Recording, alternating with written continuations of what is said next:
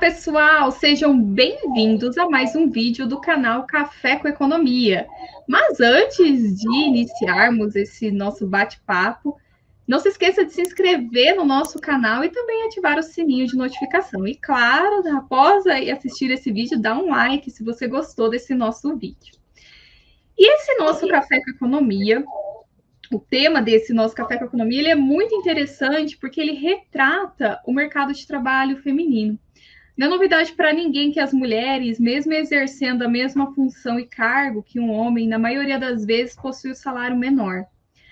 Porém, o trabalho desenvolvido pela professora Juliana vai além ao mostrar como o adiamento da maternidade ele impacta no rendimento das mulheres.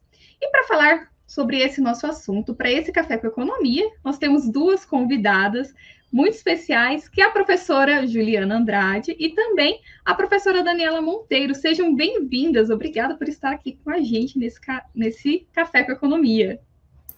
Eu que agradeço, professora Laís. É um prazer imenso estar aqui discutindo esse assunto. É também um momento muito especial, mas porque, para quem não sabe, para que os alunos da Meio de Economia possam se inspirar, a professora Juliana foi minha aluna lá na Universidade Estadual de Maringá e hoje ela é minha colega de trabalho. Olha que maravilha, né? Então, é um prazer imenso estar dividindo esse espaço com vocês duas e principalmente com ela, que lá no passado foi minha aluna e que hoje está aqui, ó, trabalhando junto comigo. Que legal, que bacana. Eu agradeço muito o convite, estou muito feliz de participar aqui desse nosso bate-papo. É um tema que eu sou muito suspeita de falar, porque eu gosto muito dele, sempre me interessei pelo mercado de trabalho, desde que eu entrei na graduação. Fui aluna da professora Daniela, então, desde sempre eu me interessei por esse assunto, me interessei pelas mulheres, principalmente no mercado de trabalho, sempre foi o meu tema de pesquisa, a minha paixão, e eu estou muito feliz de participar, agradeço muito o convite. Nós que agradecemos, viu, professora, por ter aceito esse convite. E já para iniciar, professora, você poderia nos falar um pouco a respeito do seu trabalho? Claro, bom, o tema do meu trabalho é o impacto do adiamento da maternidade nos rendimentos das mulheres no Brasil. Então, assim, eu entrei no mestrado e aí a gente precisa pensar em um tema, né, de pesquisa.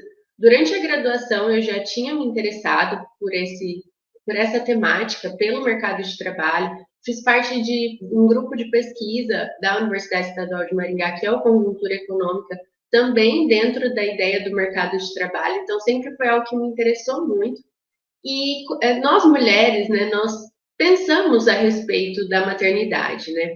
Por mais que nem todas as mulheres desejam ter filhos e outras sim, mas a gente passa em algum momento a questionar essa questão da nossa carreira e de ter o nosso primeiro ou segundo e como que a gente vai dar conta de tudo isso, né? Então, essa foi a minha pergunta. Então, eu queria saber sobre essa decisão das mulheres de terem filhos, como que elas decidiam, né? Qual que é a idade para ter um filho? Ou como que funcionaria tudo isso?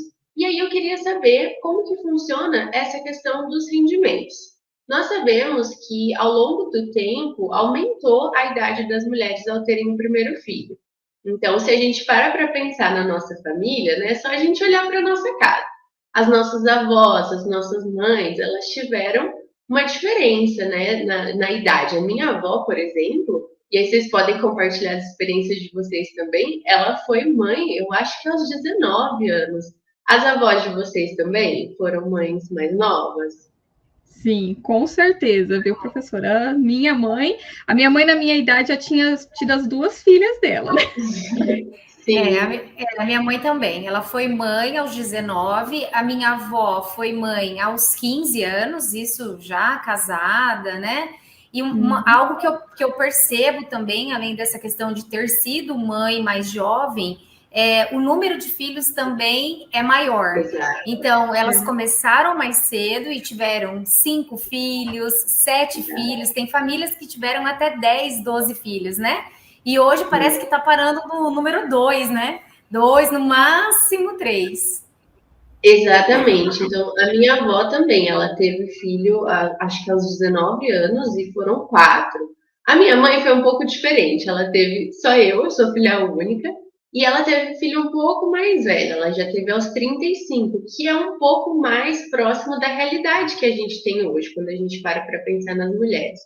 E aí, pensando nisso, né, nesse aumento da idade, eu também parei para pensar a respeito da taxa de fecundidade, então, que seria o número de filhos que uma mulher tem ao longo da vida. Então, olhando nas minhas pesquisas, eu identifiquei que lá em 1960, a taxa de fecundidade era de 6 filhos por mulher, né? Então, a média ali, a gente sabe que tem mulheres que tiveram muito mais filhos e outras que tiveram menos, mas 6 filhos era ali a taxa de fecundidade em 1960. Em 2017, que foi quando eu fiz a minha pesquisa, esse número já estava em 1,7. Então, olha só a diferença. E se a gente parar para pensar, não é tanto tempo assim, né? Então, as coisas mudaram muito. E aí, pesquisando sobre isso, também pensando nessa questão da revisão teórica, revisão empírica que a gente faz dentro do trabalho, eu encontrei que os autores falavam, né, que tanto no Brasil quanto em outros países, nós tivemos transformações demográficas relevantes, porém ainda há persistência de modelos familiares tradicionais. Então, o que a gente pensa nisso?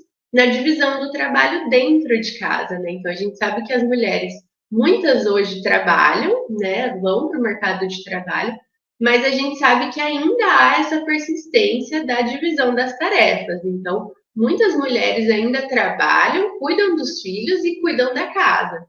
Então, existe essa sobrecarga quando a gente pensa na mulher. E aí, pensando em tudo isso, eu queria saber, já que a gente está adiando, né, a idade com que a gente tem o primeiro filho, qual que era a implicação disso desse adiamento em termos dos rendimentos das mulheres? Então, foi basicamente essa minha pergunta principal, levando em consideração toda essa revisão, né, que a gente precisa fazer dentro de um trabalho acadêmico. E aí foi essa meu questionamento. A hipótese é de que era um adiamento, ele causava um impacto positivo nos rendimentos das mulheres, então a gente partiu dessa hipótese e aí a gente foi tentar comprovar isso. Para isso, a gente usou uma pesquisa, que é a Pesquisa Nacional de Saúde. Então, a gente usou essa pesquisa para o ano de 2013. Então, a gente teve que pegar muitos dados. Eu me lembro que foi um trabalho bastante extenso, assim, de poder limpar toda essa base de dados, porque uma pesquisa de saúde envolve perguntas sobre os mais diversos tipos de doenças essa parte não me era interessante para a pesquisa. Então, a gente teve todo aquele trabalho de limpar os dados da pesquisa para poder chegar no que a gente queria, que era a decisão da mulher de ter o primeiro filho. Essa era a nossa variável principal aí dentro do trabalho. Professora, então, aproveitando, eu quero então te perguntar como que essa sua pesquisa ela foi realizada? Então, você falou que você utilizou a base de dados da saúde, mas o que mais? Quais foram os dados que você precisou pegar para chegar ao resultado esperado? Nós utilizamos, então, para o ano de 2013, então foi o mais recente que a gente conseguiu na época que eu produzi o trabalho, né? Eu e a professora Marina, que foi minha orientadora, a gente pegou a base de dados, então, para o ano de 2013, dessa PNS, né? Pesquisa Nacional de Saúde, e aí a gente utilizou a metodologia de equação de rendimentos. Então, a nossa ideia era utilizar esses dados para formar uma equação que dissesse para a gente o impacto. Então, a gente queria pensar o que impactava os rendimentos das mulheres. E aí, para isso, a gente produziu uma equação que a gente estimou, né? Então, uma equação de rendimentos. A nossa variável principal, mais importante ali, era a A1B. Eu lembro até hoje do nome dela, que a gente usou muito ela ao longo do trabalho todo. Em inglês, né, a gente utilizou essa metodologia porque é age at first birth, então é a idade em que a mulher teve o primeiro filho, a idade em que ela tinha com o primeiro nascimento.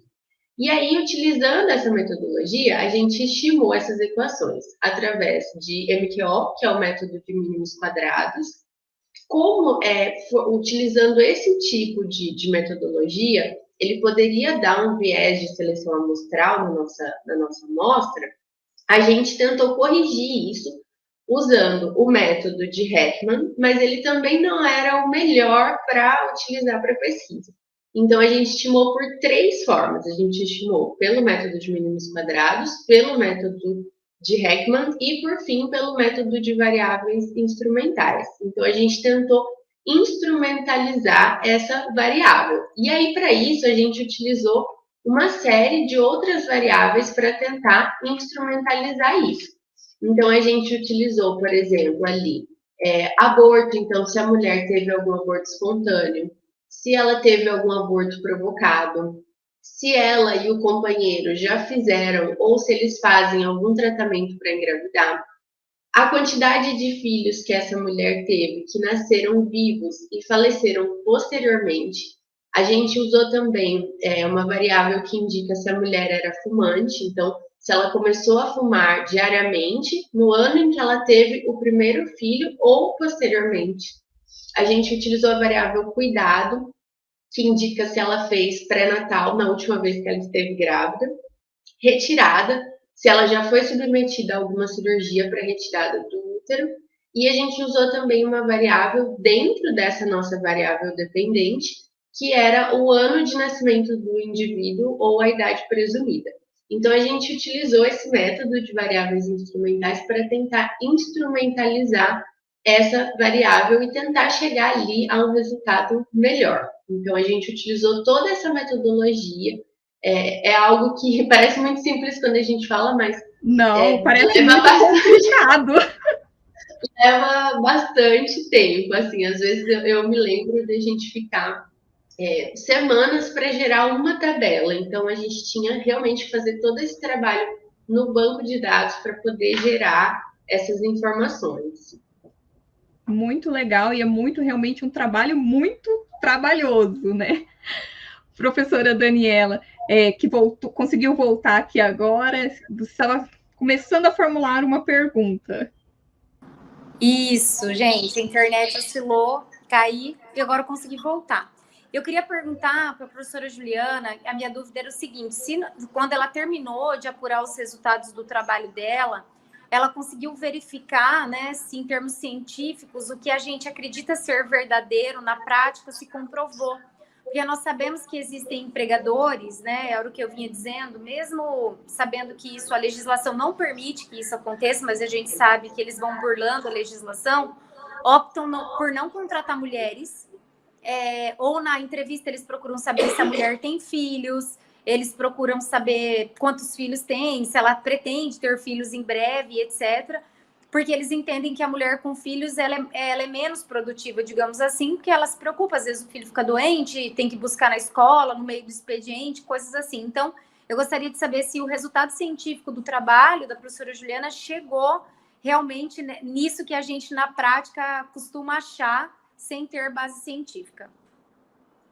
Então, os nossos resultados, eles apontaram o seguinte, né, que uma das explicações do porquê as mulheres têm adiado, e aí eu gosto muito do tema porque é algo que a gente enxerga, a gente consegue ver, não é tão abstrato como alguns outros temas são dentro da área da economia, né, que a gente às vezes não enxerga tão próximo da gente, né, mas dentro da minha realidade a gente consegue enxergar isso, que as mulheres elas têm adiado a maternidade por buscar se especializar. Então, muitas vezes, eu, por exemplo, vou dar o meu exemplo pessoal. Eu não tenho filhos. Na idade que eu estou, a minha avó já tinha uns 4 filhos. Mas eu tentei, por exemplo, finalizar minha graduação, fazer uma pós-graduação. Hoje eu trabalho como professora e a gente sempre tem que estar estudando, se especializando, pesquisando. Então, uma das respostas que a gente encontrou para esse adiamento foi de que as mulheres estão adiando exatamente para isso, para aprimorarem o seu capital humano. Então, o que a gente enxergou? Que sim, o adiamento da maternidade, ele tem impactos positivos. Para falar o número exato, que eu até anotei para não esquecer, 1,55. Esse foi o número que a gente encontrou por ano de adiamento. Então, o nosso resultado final foi de que, por ano, a cada ano que eu adio e que eu me especializo, que eu trabalho, que eu tenho mais experiência, eu consigo ampliar os meus rendimentos 1,55% em relação às mulheres que têm filhos que não adiaram a maternidade, por exemplo.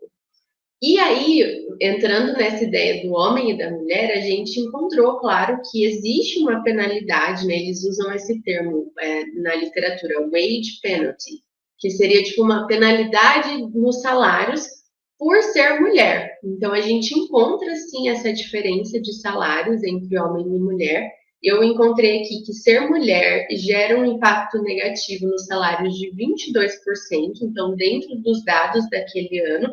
Mas, e aí vem a parte boa, que esse adiamento, ele pode eliminar. Então, se a gente, a ideia é, né, se a gente se aprimora cada vez mais, mesmo a gente tendo filhos, em algum momento da nossa vida, a ideia é que com esse adiamento, e se a gente se aprimora, se a gente aumenta o nosso capital humano, a gente consegue chegar mais perto ali e diminuir essa penalidade, esse wage penalty que eles chamam. Olha, é impressionante, né, na verdade, essa sua pesquisa, porque nós mulheres não podemos adiar, quem quer ter filhos, não podemos adiar por muito tempo, porque isso, né, comprovado, cada ano, né, a gente vai perdendo a fertilidade, né, a mulher.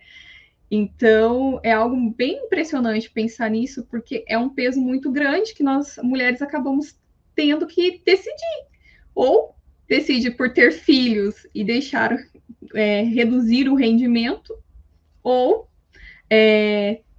aliás, o contrário, né? Ou não ter filhos e aumentar o rendimento, ou ter filhos e correr o risco de reduzir o rendimento. Infelizmente, é uma escolha bem, bem cruel para as mulheres, né? Sim, e eu pesquisei. Ah, desculpa, professora, pode falar. Imagina. Eu acho também, Laís, eu acho que é bem cruel e eu acho que por isso também, eu acho que dá até para entrar nessa linha de pesquisa também, para fins de sugestão, para os nossos alunos que estão assistindo e têm TCC pela frente, que talvez isso também seja um motivo pelo qual muitas mulheres têm buscado empreender no Brasil, né? Porque talvez dentro dessa possibilidade de empreender, de buscar lá um ramo de atividade onde ela consiga ter uma facilidade para poder conciliar, porque eu fico pensando sobre tudo isso, eu acho também meio injusto, porque o que acontece? A professora Juliana, no começo da fala dela, ela disse, olha, a gente dá conta de muita coisa, então para mim não tem ninguém mais produtivo no mundo do que mulher, com filho ou sem filho. Ela faz tudo. Verdade. Ela lava, ela passa, ela cozinha, ela cuida dos pais, ela ajuda, enfim, ela tem uma participação muito efetiva, muito importante. Então, eu não consigo ver dessa forma, mas os números, eles mostram o contrário para a gente. E a gente sabe que, infelizmente, existem empresas, grandes empresas, inclusive, que não contratam mulheres muito jovens, porque sabe que elas vão passar pelo período de reprodução, né? Ou que não contratam mulheres que estão com filhos muito pequenos, muito jovens, porque esses filhos ainda dependem muito dessa mãe. E ao mesmo tempo a gente tem mulheres aí na outra ponta extremamente capacitadas, que fizeram graduação, pós-graduação e que são especialistas aí nas áreas que escolheram. Então, é bastante injusto, realmente. Mas é muito legal a pesquisa da professora Juliana. Ela saiu do óbvio, né, Laís? Dentro da economia. E ela foi para Nossa, muito legal. Muito, muito legal mesmo. Sim, com certeza. Eu agradeço, gente. E eu me lembro que no dia da minha defesa da dissertação, eu fiquei muito feliz, porque eu já tinha assistido algumas defesas, né, de alguns colegas da minha turma e tal. E algumas vezes a defesa, parece uma entrevista, né? Então a pessoa está lá apresentando super tensa, e aí os professores estão lá e perguntam e tal. E eu me lembro que eu estava bem tensa no dia da minha defesa, e eu fiquei muito feliz, porque todas as pessoas da minha banca foram mulheres. E acabou que virou realmente um bate-papo, porque todas elas se identificaram com o tema, de uma forma ou de outra. Ou pessoas que tiveram filhos mais jovens e que tiveram que fazer, às vezes, a pós-graduação, o mestrado, o doutorado com os filhos, ou pessoas que esperaram um pouco mais. Então, todos se identificaram, né? E assim, a gente tem que levar em consideração essa questão que a professora Laís falou sobre a saúde. Inclusive, eu pesquisei um pouco, né? Não é a minha área, eu não entendo tanto sobre essa parte, né, da saúde, mas eu coloquei um pouco sobre isso na dissertação e no posterior artigo que saiu disso, né? E a gente encontrou lá que essas mulheres que têm filhos após os 35 anos, elas já tendem a ter, tende a ser considerada tardia, então já é uma gravidez, elas já são encaixadas num grupo de gestantes de alto risco, por mais que hoje muitas mulheres consigam ter os filhos após os 35 anos, mas pelas minhas pesquisas eu vi que já é necessário um manejo especial, então um tratamento especial desde o início da gestação, que inclui um maior número de consultas, mais procedimentos pré-natais. Essa gravidez, essa gestação considerada de alto risco, ela já pode indicar também maiores problemas emocionais, o que faz com que aumente o nível de ansiedade materna. Então, essa mulher, né, que opta por ter um filho um pouco mais velha, eleva o nível de ansiedade dela, né? Então, tem toda uma preocupação, tem todo um risco envolvido ali. E hoje a gente ouve muito falar, né, quem pesquisa sobre o congelamento de óvulos, né? Então, é algo que é muito conversado hoje em dia sobre mulheres que não encontraram ainda um parceiro ou que ainda não estão pensando nisso, que tem outras prioridades no momento. Então, algo que não foi abordado na minha pesquisa, mas que fica aí um tema para quem quiser se aprofundar, é essa ideia do congelamento de óvulos mesmo. E existe todo um mercado, né, relacionado a isso, as pessoas pagam por esse procedimento, pagam para manter os óvulos congelados, então é um procedimento que você procura, né, uma clínica e você vai manter por um tempo, tem toda uma questão ética também. É um tema muito interessante e muitas mulheres têm recorrido a isso, né, nos últimos anos. Então, é algo que eu acho muito interessante e válido, né, para uma mulher que pensa ainda em ter filhos, mas que ainda não é essa prioridade no momento. Sim, com certeza. É algo bem válido. Infelizmente, a questão do congelamento ainda é algo que é muito inacessível para muitas pessoas, né? Porque é algo bem caro, né? Mas se é o desejo de alguém que tenha condições, isso realmente é válido, porque, como, né, eu mencionei, e até a sua pesquisa é bem interessante, porque realmente isso eu não sabia, que a partir já dos 35 já é considerada já como sendo muito, sei lá, como foi o termo que você usou? Desculpa, esqueci o termo que você falou. Isso, de alto risco. Alguns artigos consideram como alto risco. Esse café com economia, a gente vai embora nervosa dele. Nós estamos atrasadas. Né? Exatamente. E como nós somos cobradas, né? Nós, por sermos mulheres, é o tempo todo dia, quase sempre que você encontra alguém, e os filhos não vai ter, né? É muito. Principalmente quando você é recém-casado, as pessoas perguntam isso muito, assim, o tempo todo. Exatamente. Então é algo realmente que eu espero que um dia, e que não demore muito, isso mude. Não a questão, né, porque de ser alto risco, isso não vai mudar, né, porque isso acho que é metabolismo, enfim, mas a questão do rendimento, que a mulher não precise escolher adiar a maternidade para poder ganhar mais, para ter um salário melhor, mas que ela consiga, porque a mulher consegue conciliar essas coisas, né? O problema realmente é que muitas vezes o empregador acha que não é possível conciliar essas duas coisas. Então eu espero que isso mude, alguma hora mude. E que ela não seja julgada, né? Que ela não seja julgada por ter filhos ou por não querer tê-los, né? Sim. E que o Estado passe também a olhar para essas mulheres de uma outra forma. Hoje a gente sabe que já existem algumas mulheres que estão conseguindo fazer os tratamentos de fertilidade pelo SUS, mas isso ainda é exceção, é raridade, né? Não são todas as mulheres que têm esse acesso. O congelamento de óvulos, a mesma coisa. Então, é um assunto bastante delicado, que requer essa atenção do Estado, ainda não alcançou a maior parte da população, porque realmente aquelas que podem pagar por um tratamento e podem congelar óvulos são pessoas que têm um poder aquisitivo que assim, né, que dessa forma permita. Então, é bacana porque a pesquisa ela leva para inúmeros resultados e para inúmeras reflexões. Ela faz com que a gente pense, olha, quanto tempo, né, faz que se faz necessário a presença do Estado nessa questão da saúde, né? Então, assim, já passou da hora de se pensar nisso. E nós, mulheres, precisamos continuar aí na batalha. Eu acho que esse Café com Economia, ele vem de maneira perfeita, porque assim, ó, a gente está no mês de maio, é o mês das mães, e a gente está tendo a oportunidade aqui de 3 mulheres economistas, uma mais jovem, que é o caso da Ju, recém-casada, trazendo a experiência dela, acabou de casar, tá fresquinha, já está sendo cobrada para ter os filhos dela. Já me pergunto.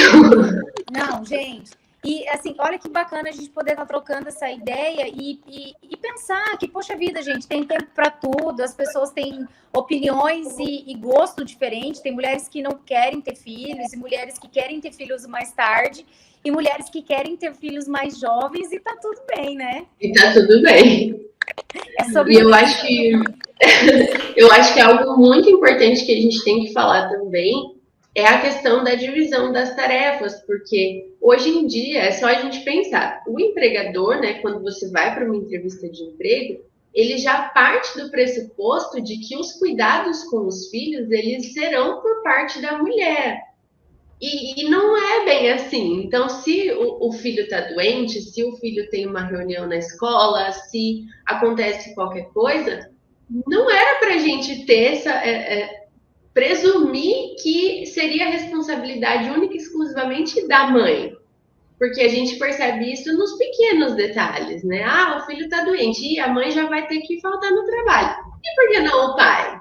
Por que não ele assumir essa responsabilidade também? Porque se a gente batalha por isso, por uma divisão de tarefas domésticas, não só com os filhos, né? Mas uma divisão de tarefas da casa mesmo. Então, essa sobrecarga, a gente não... Eu gosto muito de dizer que a gente não pode romantizar essa ideia da mulher guerreira, da mulher forte, porque por trás da ideia da mulher guerreira, mulher forte, existe uma mulher sobrecarregada, ela está cansada. Então, ela tem que lidar com a jornada dela de 8 horas de trabalho, ou às vezes até mais, porque a gente sabe que, né, tem muitos trabalhos como o nosso de professoras, que não é você simplesmente chegar lá e dar a sua aula, né? A gente tem que estudar, pesquisar, corrigir, avaliar, criar.